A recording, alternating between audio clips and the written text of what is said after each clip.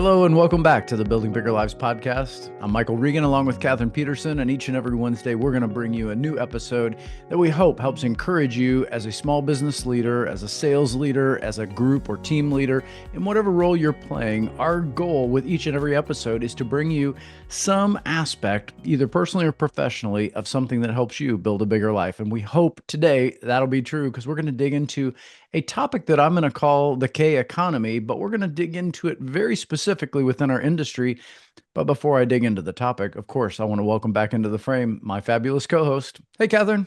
Hey, thanks again. I'm excited to be here and excited to go through this because I think we're seeing a lot of interesting, trends. So it'll be fun to talk through and see what you think on this one. Well, it's as at the time we're recording this, and certainly about the time you'll be hearing it as it's published, we're somewhere around the mid-year. And as we get to the mid-year, it's only typical for us to want to pause and reflect a little bit, do some review of, where we've been based on not only the plans that we've made, but some of the data points that we now have. And so if you're a business owner and operator, I mean, you've certainly got some key performance indicators in your financials. You want to look at those. You want to look at some of your sales numbers in your pipeline. You want to look at things that are related to the plans that you made, because a lot of those include some of the things you said or intended to do, and maybe those have happened, maybe they haven't, and it's a good time to evaluate some of the factors that might have contributed to your success or some of the things that may have challenged you along the way. All of it is worth doing. But as I'm preparing myself to take clients through the mid-year review process, I can't help but notice what some of the distance, at least in the housing industry, that I see between what I'd like to maybe call the tale of two cities. On one hand, I've got clients who are experiencing some of the best production that they've ever had.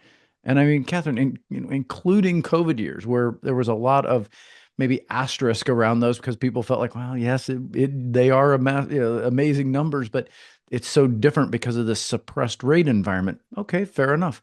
I've got clients that in a rate environment that certainly isn't suppressed, who are putting together really, really great pipelines and closing numbers. And then there are other folks out there. So that's one, the tale of one of the cities. Hmm. And we call it a K economy because if you can visualize this as I'm, recording this on video, there's one group that's experiencing the rise while the other group is experiencing the slide.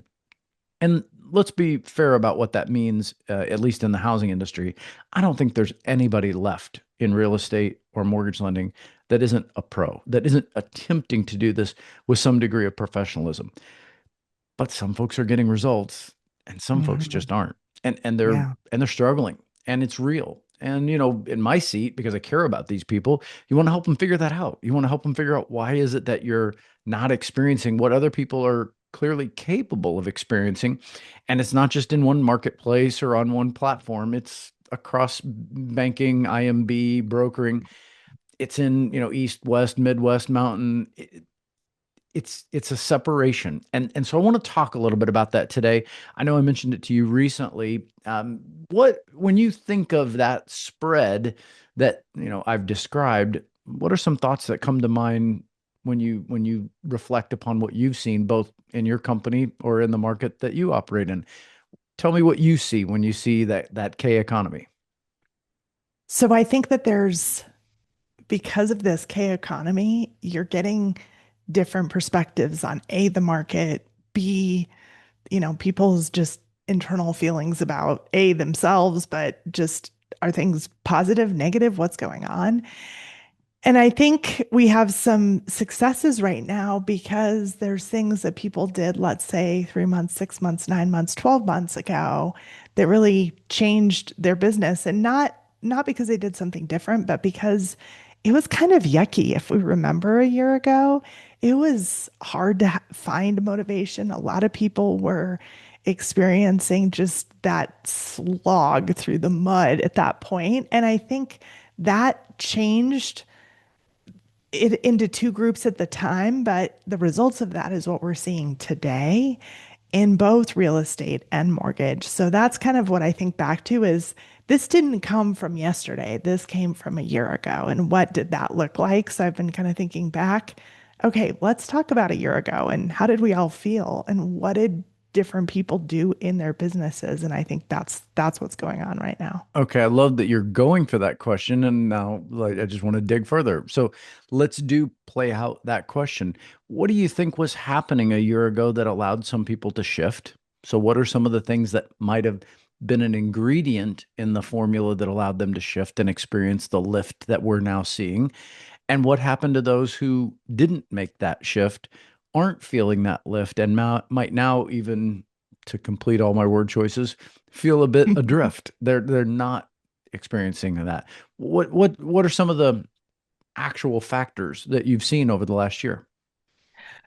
So this is probably a little bit more opinion, but I think that there's disciplines that people do and you do them day in, day out. But if you're doing those disciplines and there's no output, it can get really discouraging. And so I think some people did those and they were like, there's no output. And there was times that we kept talking about what's your input, what's your disciplines, what does that look like? You have to focus on the actionables, the pieces you can control versus the outcomes. So we said that a lot in the last year. And I think there were people who said, okay, I'll keep doing my 20 calls a day. I'll keep doing what I need to do every single day, regardless of the outcome. And then I think you had people who were like, you brought this up earlier, squirrel, and said, ooh, wait, I'm going to work on this. I'm going to work on this. I'm going to do this. Or maybe it was something totally different. They decided, hey, I'm going to just start biking every day because this is too frustrating. And I get it because it was hard. So I think that that's a little bit of what I think was going on is there wasn't the output involved with the disciplines. Got it. Okay. I'm gonna log that because I think we need to process that against some of the other possibilities because I hope our audience is going to grab something that they realize, okay, that's me. I recognize what she just said. And that helps me see maybe what I'm experiencing through a different lens. So I'm glad. I mean, you said it's your opinion, but that's what we need. We need some Mhm. opinions of folks who are in those trenches and experiencing that. So thank you. Let's imagine this. Let's put an analogy out there. Let's say I'm gonna go sign up for a workout routine, and with me, I'm gonna go with a partner. We're gonna do this together. We're gonna wake up at the same time every day. We're going to go to the same gym every day. We're going to run the same play. We're going to lift the same weights or do the same exercises. Everything's going to be the same. But 90 days from now, this other person that I'm doing this with is going to have, dropped 15 pounds, really gained some lean muscle mass. And so drop 15 pounds of fat. They've gained some lean muscle mass. They're all their measurables are up, and mine are somewhere near where they were before. Just like your story, we're both doing the same disciplines. Why Mhm. is he getting different results or she getting different results than I am? Well, it could be because I go home and eat a gallon of ice cream every day instead of protein. We're doing Mhm. the same work, but I've got this habit that isn't working in my favor toward all the disciplines. So it's taking away and eroding some of the results I get from those habits. I think what we see in this K economy is there are some folks who maybe a year ago said, okay, I know I've got to, ignore all the negative news. I've got to remove all the distractions. I've got to commit to the, yeah. But if they did this with the spirit of maybe a fixed mindset instead of a growth mindset, it's kind of like the example I gave with the diet. They're bringing into the mix this spirit of winning and losing. And so every day that's hard feels like losing, which means their attitude reflects that. And suddenly it affects the way they interact with their partners, with their clients, and suddenly their results look different than the other person who's making the same calls, asking the Mhm. same questions, but they're getting different results. And I really think this is where that spirit of your attitude shows up big time. Because if you're drawn into negativity and you participate in it, it's going to be hard no matter how much time blocking you do, or how much planning you do, or how much Mhm. tracking you do. It's very hard to overcome a negative attitude. And I think when I look at this K economy, the ones that are on the uptick have embraced that growth mindset. They've embraced simplicity and growth. And that's something that's really hard to to beat when you play it out over time. And I think it's a huge factor here for those that are experiencing good results is to realize, that's the dividend that keeps paying. They bought into a growth mindset, and I see it day in and day out, and it's encouraging for the folks that are embracing it. I count you in that category for sure.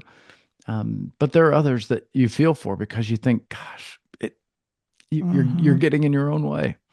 Yeah, very true.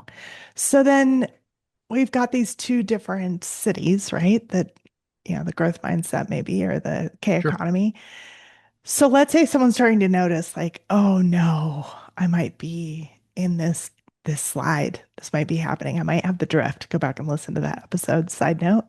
Hmm. But at that point, what can someone do? Because they're like, oh my gosh, it was a year ago. At this point, it's over. What do I even do if it's going to get worse from here? So, kind of tell me some first steps that somebody can take to kind of say, okay, I need to be on the other side of this K. I need to be on the capital K side, the upper side of the K, not the lower side. What do I need to do? What are some steps I can take? Yeah, it's actually a tougher question. When you ask it, it sounds so simple. It's a really tough question because Yeah. you're asking folks who are, everybody we're talking about is successful at some measurable level. So these are not folks that have failed in any way. They're just on the struggle bus. It's just hard. They've made it Hmm. through some of the hardest years they've ever seen, but they're tired. They're emotionally spent. They're maybe financially stretched. That they're feeling it. So it's a really hard question to answer because you're asking people who've already fought tooth and nail to get this far to rethink what they're going to do going forward. But we're here to tell them the truth, and that is the truth, Kathryn. Yeah. They've got to be able to embrace that growth mindset, which means they've got to be able to say the way in which I think, feel, and believe is directly impacting the actions I'll take, the decisions I'll make, the relationships I'll commit to. And therefore, I am ridiculously in charge of that piece of it. That piece isn't dependent upon what I read about in the news, whether we did or didn't open the Strait of Hormuz, whether we did or didn't solve, the jobs report, whether or not I mean, all these things are difficult, but we're all dealing with them together. The part that Mhm. separates that K in the production is going to be often, can you let go of a fixed mindset and embrace the growth mindset? We've talked about it a dozen times on these episodes. For some folks, they can cognitively understand what I just said, that they need to change the way they think about things so that their attitude makes the shift. But give me a roadmap. I need to know how to do it. And the truth of the matter is that it's a very difficult thing to walk someone through.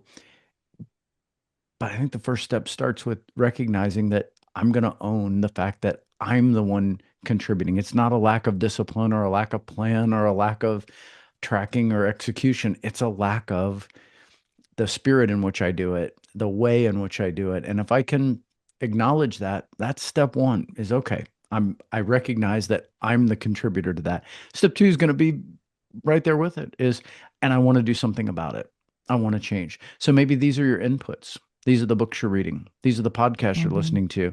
These are the people you're surrounding yourself with. I mean, at the end of the day, if you surround yourself with people or messaging that is hopeful and positive and willing to explore new things, you're going to get a different attitude out of that than if you're spending time around people who see this as the worst, job market they can ever remember, or the worst economy they can ever remember, or the worst year in real estate they can remember. I mean, if you've got to ruthlessly make changes. And I think that's really hard for people. But those are the first two steps is recognize that you can do something about it. And then two, decide I'm gonna make changes. And I think those are the first two steps. That's where I'd start.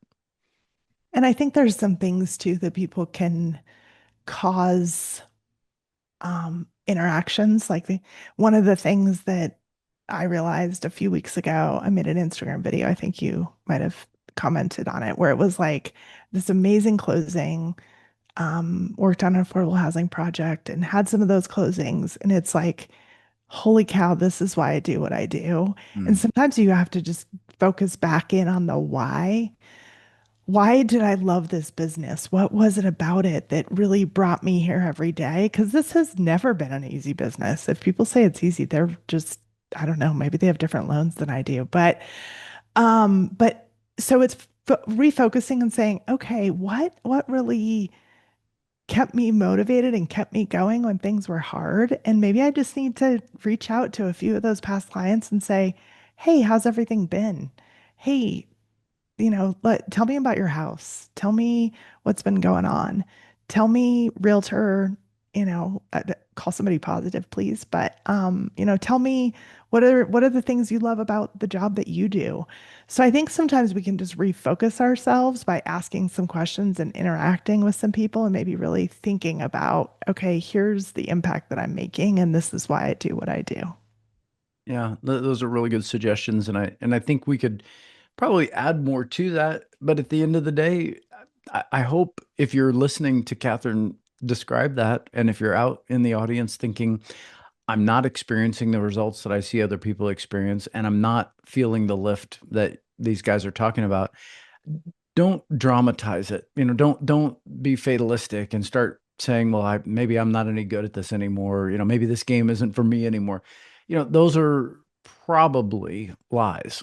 The truth is that if you're still in this game, you are definitely a survivor and you definitely can thrive again, but it may take changing the spirit in which you do things. And so listen to some of these tips that Kathryn's giving you and think about, am I even really ready to go out and make those calls and have those conversations and engage the why? Because the danger is, what if you don't know your why anymore?